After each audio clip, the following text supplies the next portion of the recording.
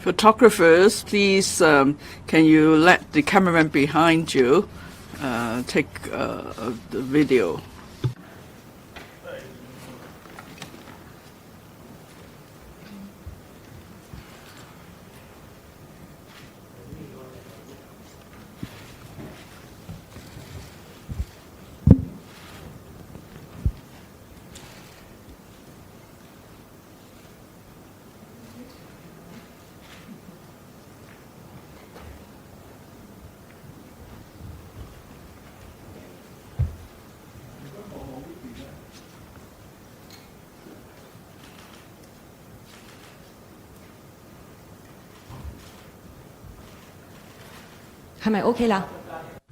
Are you all done?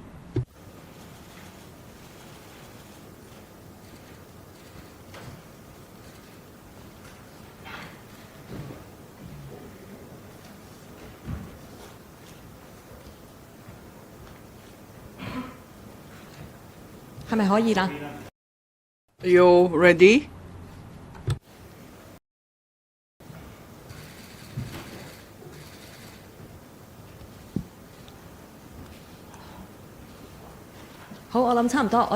Okay, it's about time. Can we now invite the officials to take their seat on stage?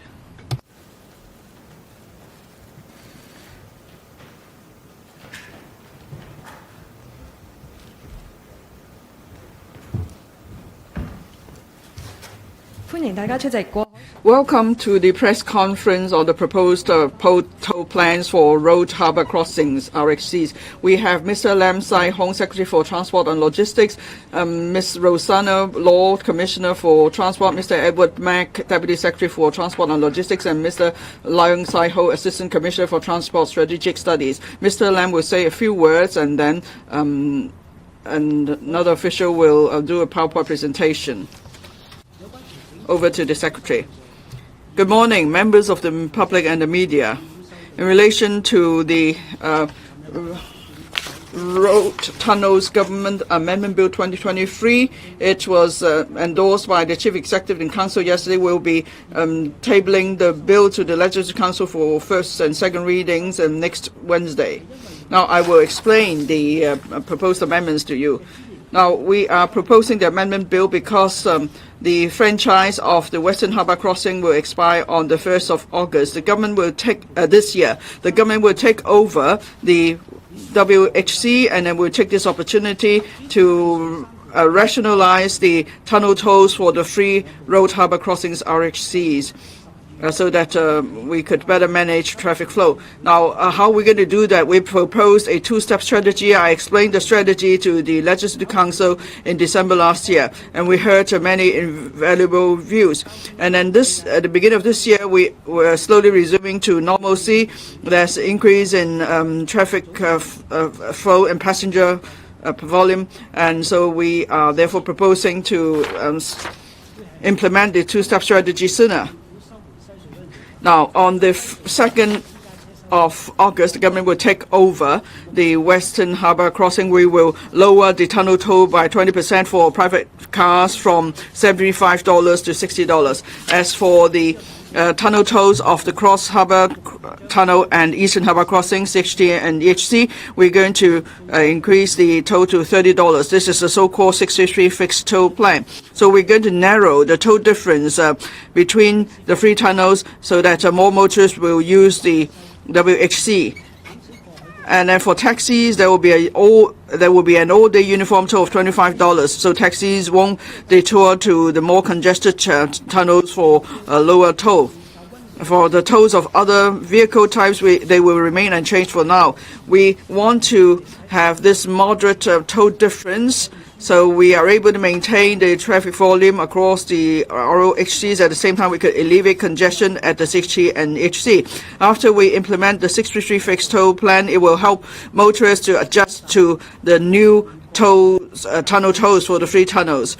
And then we will then implement the another toll plan later to further alleviate congestions at different RXCs, we will implement the time varying toll plan.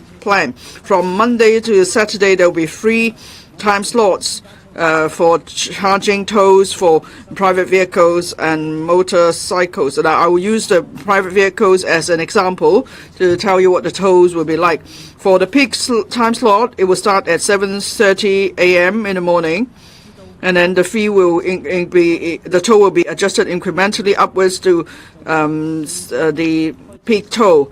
And then for the afternoon peak, again, the tolls will be adjusted incrementally upwards from 6:40 to 7 p.m. That's the evening peak hour. So for the whole day, for 4 to 5 hours, private cars will be charged $60 for using the WHC and $40 for using the CHC and EHC.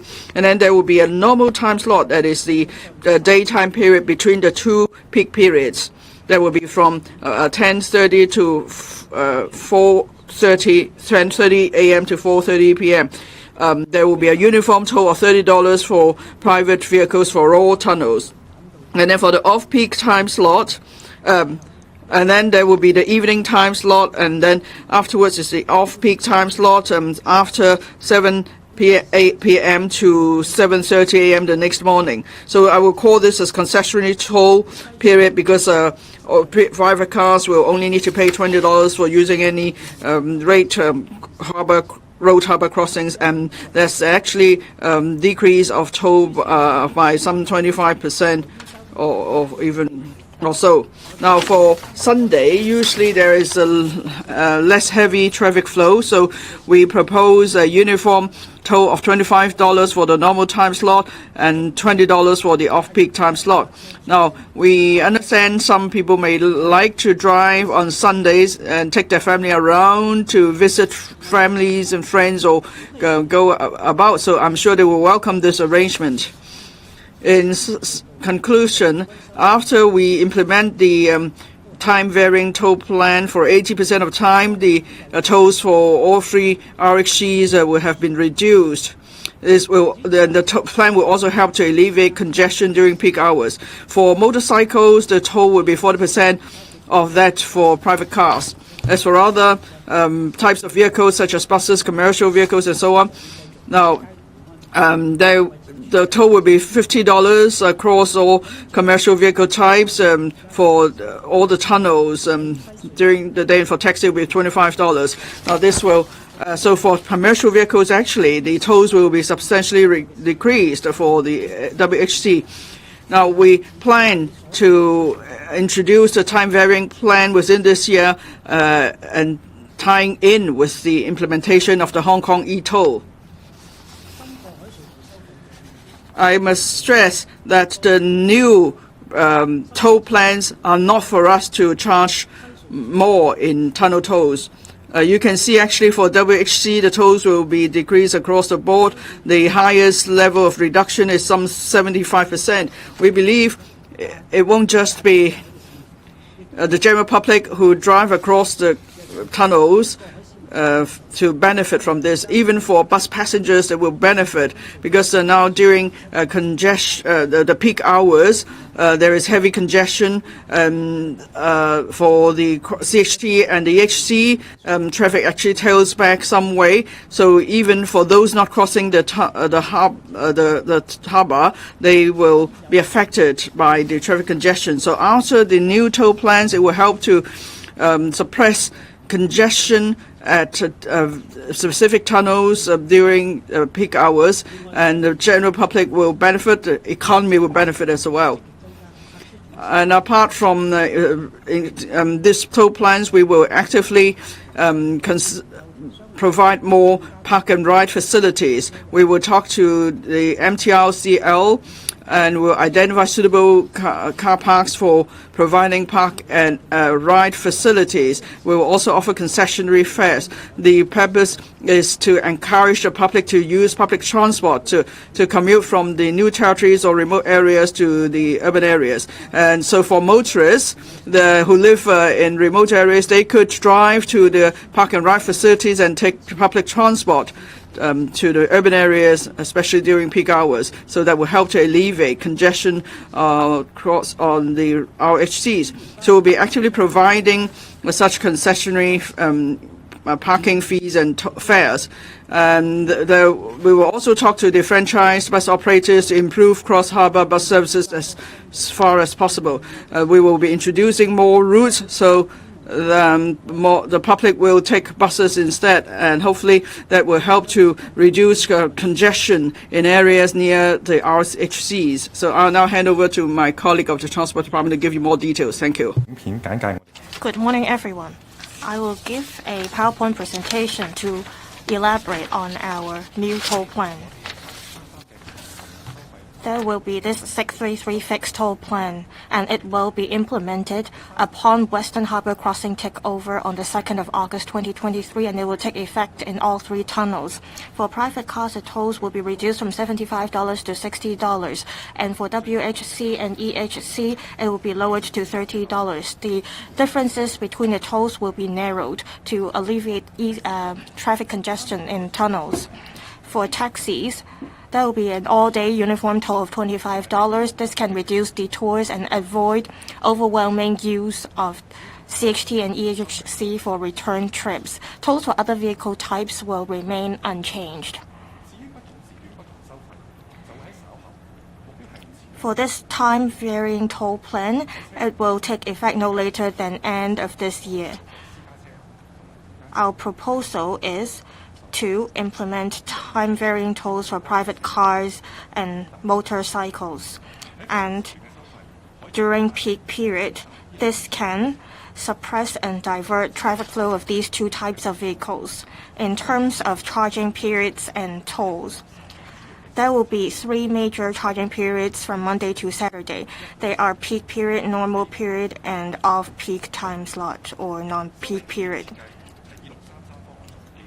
This design is based on the 633 fixed toll plan. Under this time-varying toll plan, peak period and normal period accounts for 80% of all the time. Private car tolls is $30 for normal time slot, and the fee for off-peak time slot will be $20. So for most of the time during the day, the toll will be dropped to $30 or $20.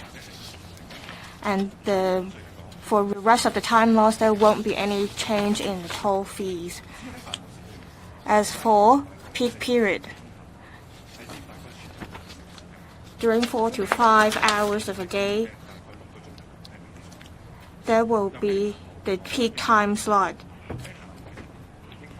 From 7 p.m., the toll will start to adjust downward.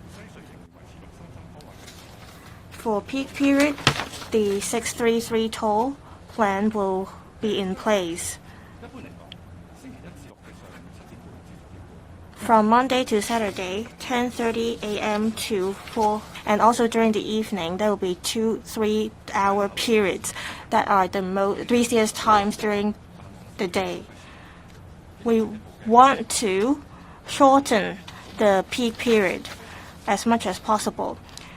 And so for WHC, there will be 2-hour peak periods during the day, and for EHC and CHT, there will be a 2.5 peak period.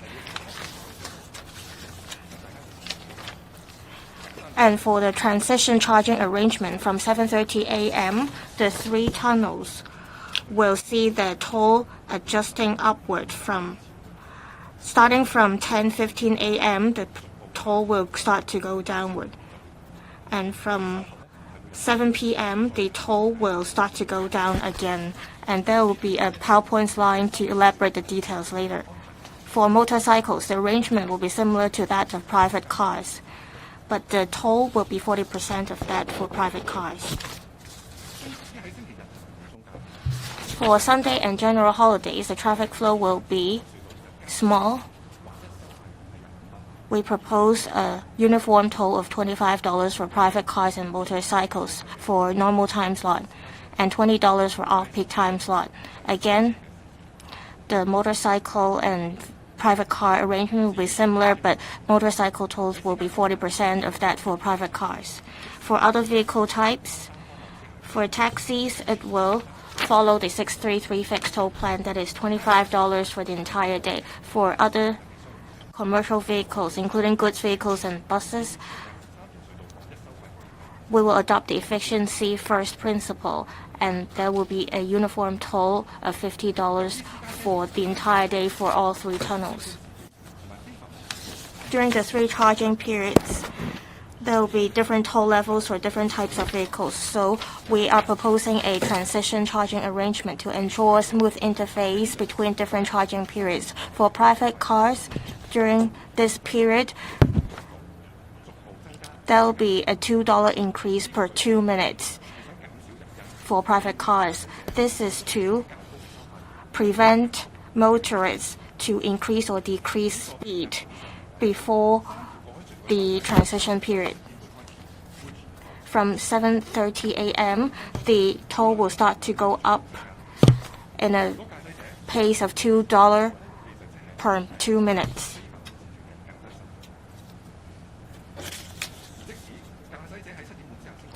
Even after you cross the harbor after 7:30 a.m., the toll will not be adjusted upward significantly. Instead, it will follow this incremental approach. When it reaches peak period, which is about 2 to 2.5 hours long, then a different toll arrangement will be implemented according to the time slot.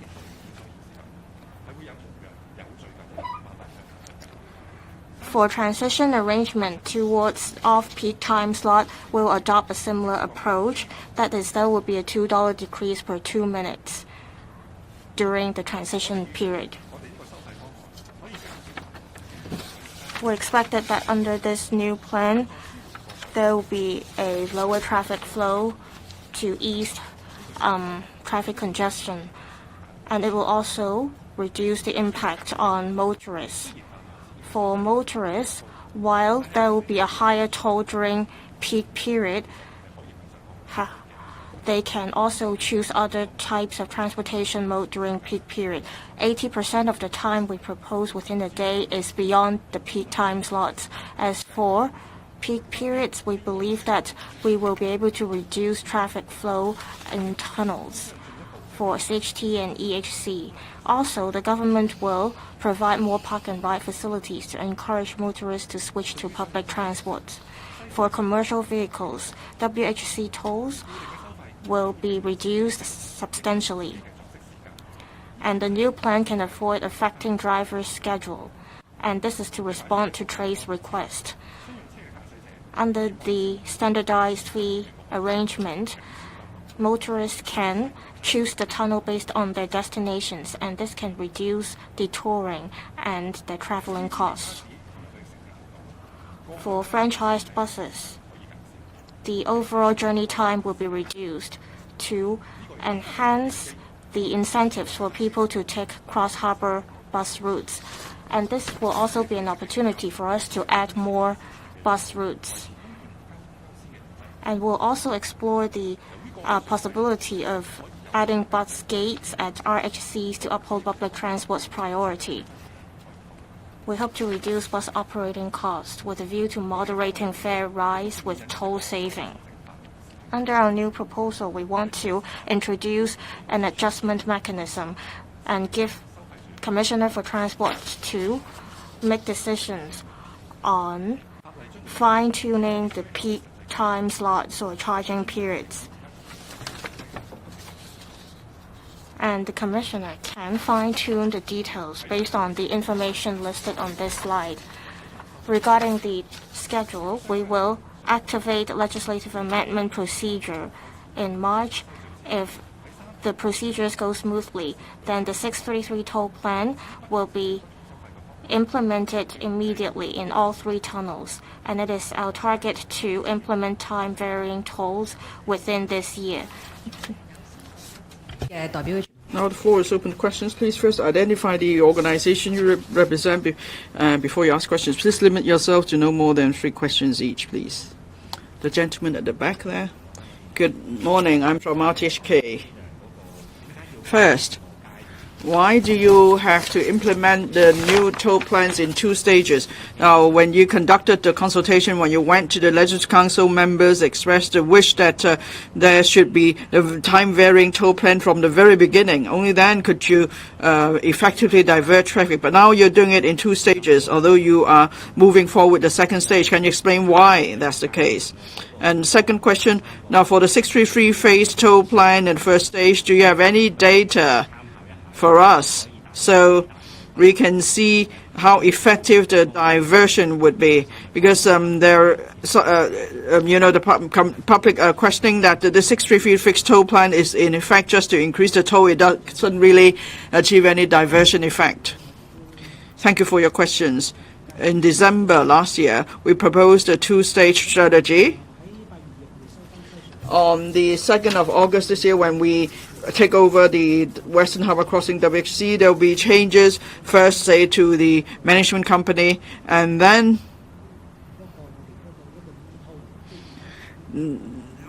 we'll also implement the e-toll at the WHC. So we want to play safe. And we believe the 2-stage strategy serves a purpose. We want to do it in an incremental manner. So, say on the 2nd of August, when we take over the WHC, and then when we have to implement the Hong Kong e-toll, it will be easier for motorists to adjust to the different changes. Because we want to pace the changes. We don't want them all to happen at the same time. As for the 633 fixed toll plan, when we consulted the Legislative Council in December last year on this plan, I said that when we take over the WHC, diversion of traffic among the free road harbour crossings, RHCs, then is not going to work very well. And that's why we are proposing moderate adjustments of the tolls of CHT and HC to $30. Perhaps I could invite my colleagues of the Transport Department to explain further about the 633 fixed toll plan. Yes, if I may add, under the 633 fixed toll plan, we expect that the traffic flow across the free RHCs would be similar to that now. But then, of course, there is a slight decrease of the WHC toll and an increase of the CHT and EHC toll. We hope there will be some minor diversion effect. But of course, our ultimate goal is to introduce the time-varying toll plan, and that will be a long-term solution to the traffic congestion problems. Over there, I'm from Ching Po. Now, the time-varying toll plan, for the peak time slot, there will be increase of the toll. There is still a difference. WHC's toll will still be higher than the toll for 6T and HC by $20. So can there be a diversion effect because the toll for WHC is still higher during the peak time slot? So for the second stage, for the commercial vehicles like buses and trucks, there will be a uniform toll of $50. Does it mean that for the 6T and HC tolls, there will be an increase for these commercial vehicles? So is it not fair to them with this increase?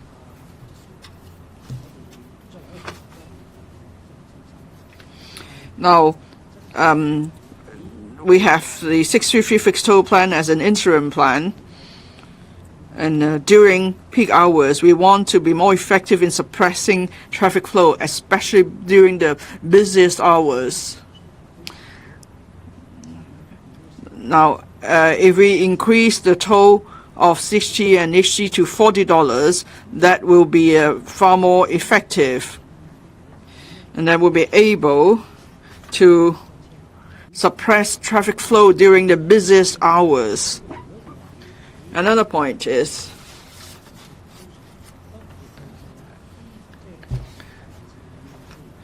outside of the peak time slot, during the normal time slot, that is in between the two peak time slots, we propose a toll of $30.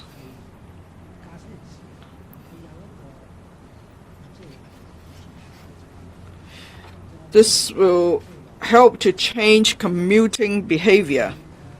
For example, especially during the morning peak hours, maybe there are some who may switch to public transport, but there are others who still prefer to drive.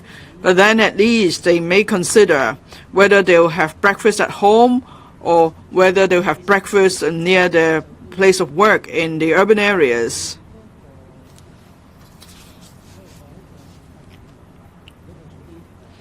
So that means it's a matter of whether they will cross the tunnel earlier or later. If they do it earlier, probably it's going to save them tolls. And so we try to change driving and commuting behaviors, and that's why we're proposing the tolls of $60 and $40. Sorry, I forgot your second question. There's going to be uniform toll for large, heavy vehicles. Is it not fair to them? Now, for commercial vehicles, I'll ask my colleague at the Transport Department to explain that further. For commercial vehicles,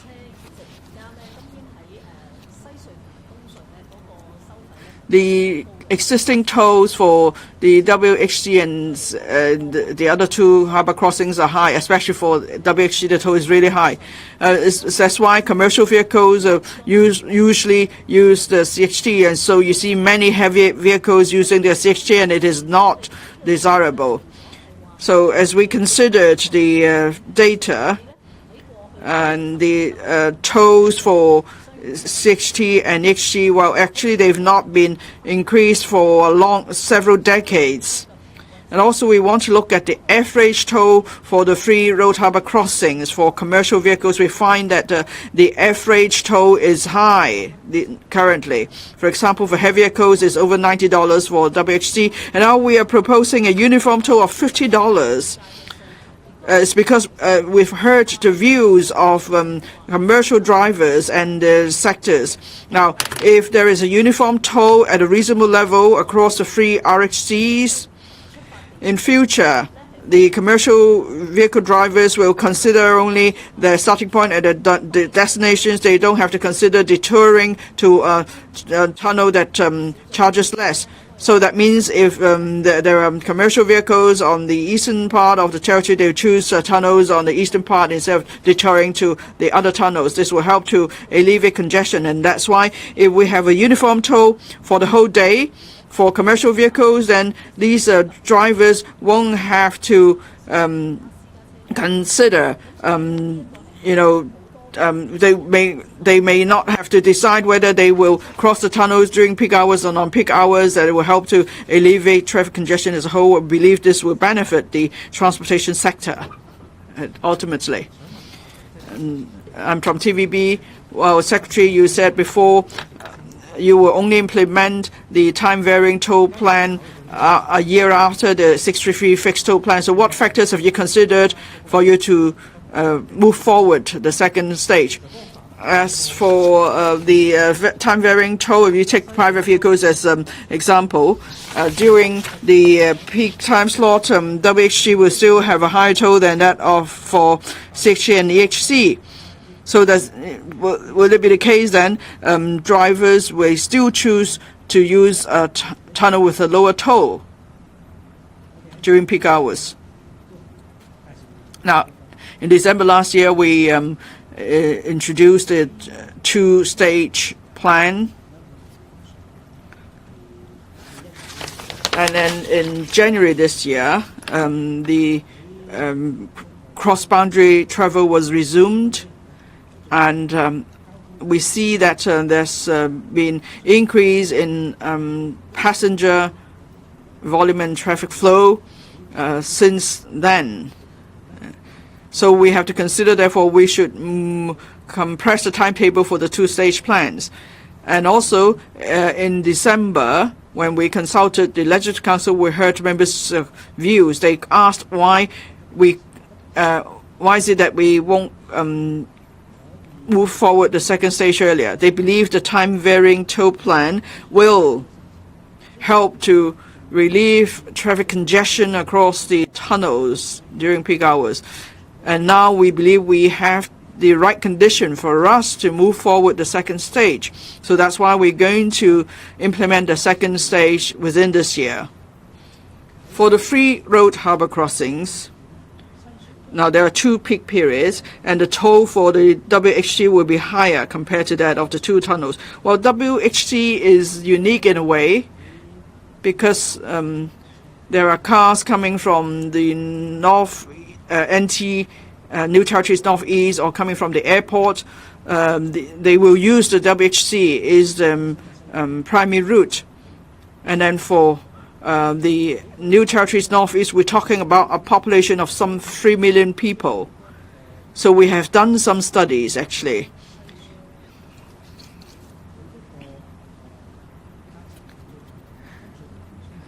If we set the toll of WHC at the same level as that for CHT and HT during peak hours,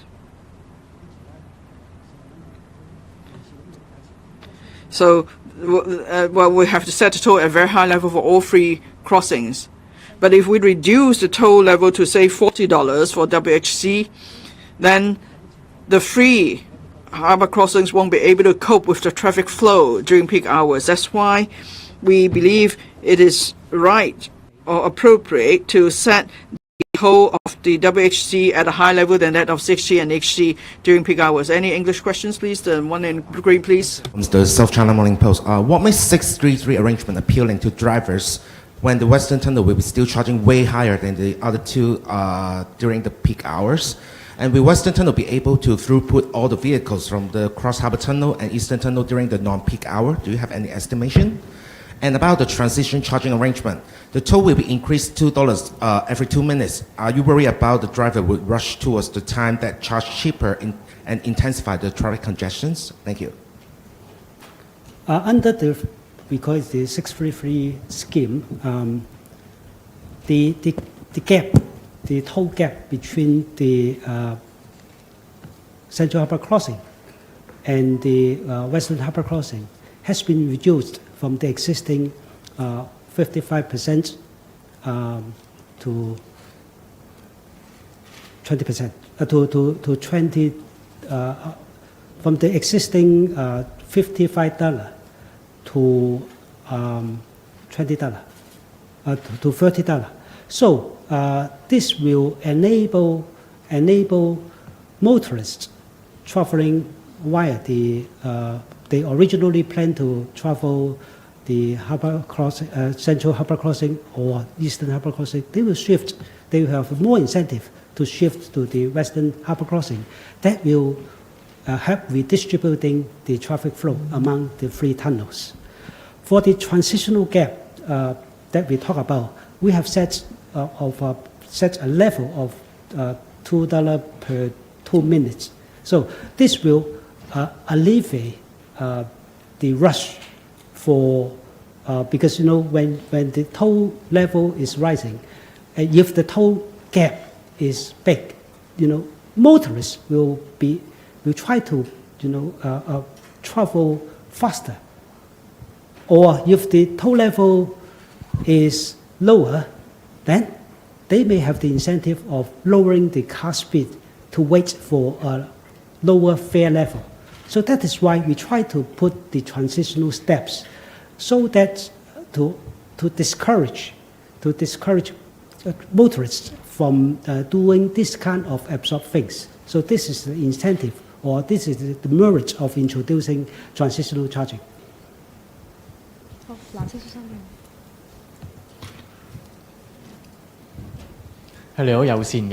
I'm from cable TV.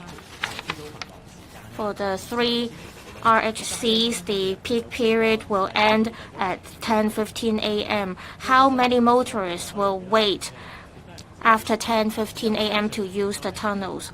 Why do you not impose a lower toll just at WHC? Also, you're adopting an incremental approach that is $2 increase per 2 minutes to avoid motorists to enhance or lower speeds. How effective do you think the transition charging arrangement will be? These two are about the technical parts of the plan. I will ask my colleagues from the TD to respond. Perhaps I'll respond to the $2 arrangement first. When you cross a cross-harbor tunnel, it takes about 2 minutes if there is no traffic congestion and if you use the statutory speed limit.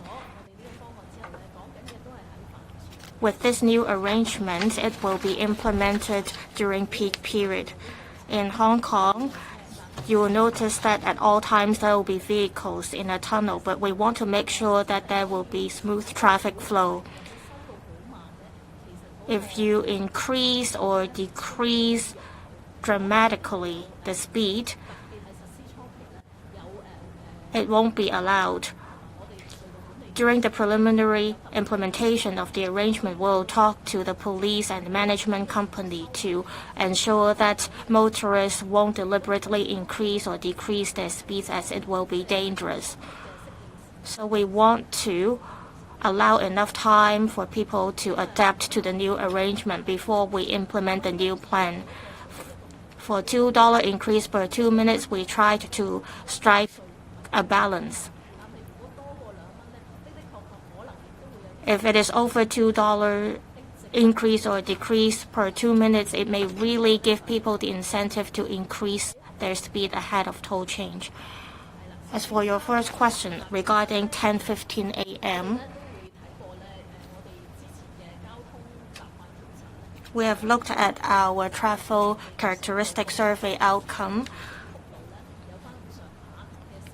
If there is a toll adjustment level that is $40 for CHT, we expect that there will be a change in commuters' traveling behavior. That's why we set it at 10:15 a.m. Some people may be able to go to work during flexible working hours, so they may wait until later to cross the harbor. If you're willing to cross the harbor before 7:30 a.m., that is during the concessionary period, we hope that this can really change commuters' behavior. If you have to travel during peak period, we encourage you to switch to public transport or use the park and ride facilities, and will enhance the relevant services. Next question. I'm from AM 730.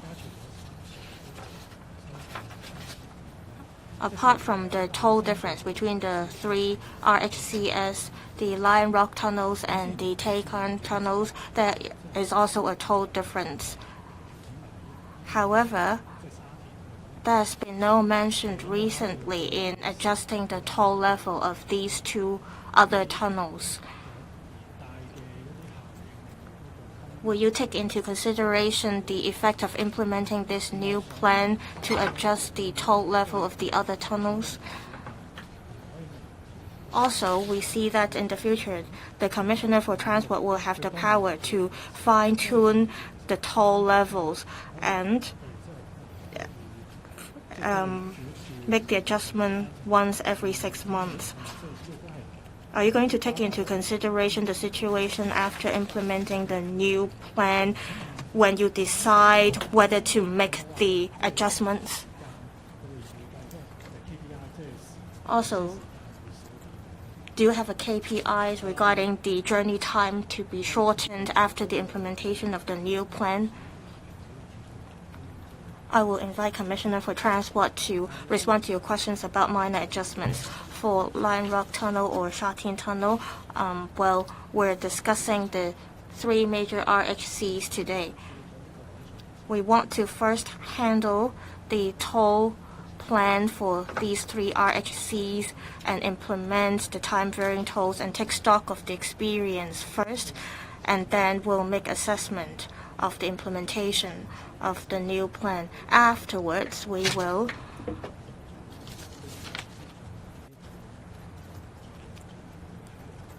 decide what we're going to do next step regarding toll levels for Sha-Tin tunnels. Commissioner for Transport, please. Thank you. We'll adopt a strict approach when we decide whether to make minor adjustments. There is a clear legal framework that I have to take into account when I make the decision. I have to take into consideration the traffic flow and the capacity of the tunnels. That is when the demand exceeds the capacity. And only under this condition that I can make the adjustment. As mentioned in the opening remarks of the Secretary, under this new plan, well, there are currently traffic congestions during peak periods, and we want to, through this new plan, address the problem so that congestion can be alleviated, and we will closely monitor the situation at the entrances of the tunnels. If necessary, when we have to make adjustments on toll levels, we can only make minor adjustments. But I have to stress that it doesn't mean that there will be a toll level increase once every 6 months. And through this mechanism, I can even consider lowering the toll level if the traffic flow is desirable. And the details are set out in the law. As you can see from the slide, every time we can only recommend a maximum of $3 plus or minus $3 toll change, and we can only implement the toll level change with the endorsement of the Legislative Council. We don't have to make legislative amendments every time, but we will inform the public before we make the minor adjustments. Traveling time, anything to add to that? Well, for traveling time or journey time, we are looking at the length of the traffic queue. In the morning, you can see that there is a long tailback of traffic, especially across the 60. There are different entrance points, and then for about 7 of the entry points, there is long traffic queue, and we hope to shorten that by 1 to 1.5 kilometers for the 60, and for the HC, we'd also like to see a shortening of the queue. Because there are fewer entry points to the HC, we hope to shorten the queue by about 0.5 kilometers. As for the journey time, it really depends, say, whether there is congestion after people cross the tunnel. So that means it depends on the traffic condition nearby. So we will watch that, and we'll set indicators. Thank you. Over there at the back, I'm from Hong Kong 01. Good morning. Now, you say you're not worried that drivers will pick up speed all of a sudden, but then there are examples in Singapore. Drivers try to wait for the non-peak hours, so they drive slowly, deliberately. So have you considered situation that is drivers drive very slowly as they approach the tunnels so that they could wait for the non-peak tolls to kick in? Now, you say you want to alleviate congestion, but actually could you add to congestion in such cases? Now, as for taxis, there's going to be uniform toll of $25, but for non-peak off-peak time slots for private vehicles, the toll will only be $20. So what is the rationale behind that? Are you encouraging the public not to take a taxi across the harbour or what? And do you have specific diversion effect, that is, after the plan is implemented, how much diversion effect can you achieve? Perhaps I'll ask my colleagues to answer the questions. Thank you. Yeah, for your first question, the increase of toll by $2 every 2 minutes, you mentioned the Singaporean experience. I had similar experience myself. In my own experience, drivers were moving towards some toll area, and before then they wait a bit as they approach a tunnel for the fare to come down. Now, here we're talking about road harbour crossings where cars travel at a higher speed. and so people will have to get into the tunnel area very soon. It is not possible for them to wait somewhere before they cross the tunnel without causing congestion. And will people wait for 2 minutes just because they want to save $2? And that's why we're proposing the $2 increase every 2 minutes. And that's the exactly idea why we're only proposing $2 increase every 2 minutes. And then and at the beginning of the implementation of the time varying toll plan, we'll ask tunnel operators to closely watch the driving behavior of motorists. We'll see if there are other measures that could help people to adapt better to the new plan. As for taxis, we're proposing a uniform toll of $25 per trip. Well, when we first floated the 633 fixed toll plan, the sector thought the plan was good because in future, taxi drivers won't have to consider the different toll differences or especially for the toll differences for return trip, and then they have to decide to take a particular tunnel. Taxi drivers may choose the 60 now because the toll is lower, but then because of that, probably some taxi drivers refuse to take passengers across the harbour during peak hours. And now there is no incentive to use the WHC. So because of the toll difference, there is more detour, and so there are fewer passengers taking the taxi across WHC. In future, there won't be any need for dispute. As long as you take the tunnel, the toll is $25 for one trip, and so for the return trip, that means it's $50 in total. And so there's no need for dispute, and then passengers won't have to ask taxi drivers to drive faster or slower or use a particular tunnel. So that's the merits of this new toll for taxis. At the back, the one in white, please. Questions from TMHK. So the first question is on the pace of the changes. So do you think that it's overcomplicated things to have people adjust to the 633 plan first for less than 4 months, then to the time varying plan just a few months later? So the second question is, what do you think about the differences in tolls at the Harbour tunnels proposed? Do you think that is already enough to divert the traffic? And do the department have any scientific data to back up that claim? Thank you. For the second question, I will ask TT colleagues to respond. For the first one, I have responded earlier that because on the 2nd of August, we'll recover the Western Harbour crossing from the franchisee back to government. So on that date, there will be a change of the management company, and also we need to execute or implement the e-toll. So there are a lot of changes to happen for this tunnel. So that is why we would consider that it would be more appropriate to allow more time for to allow motorists to adapt to such changes.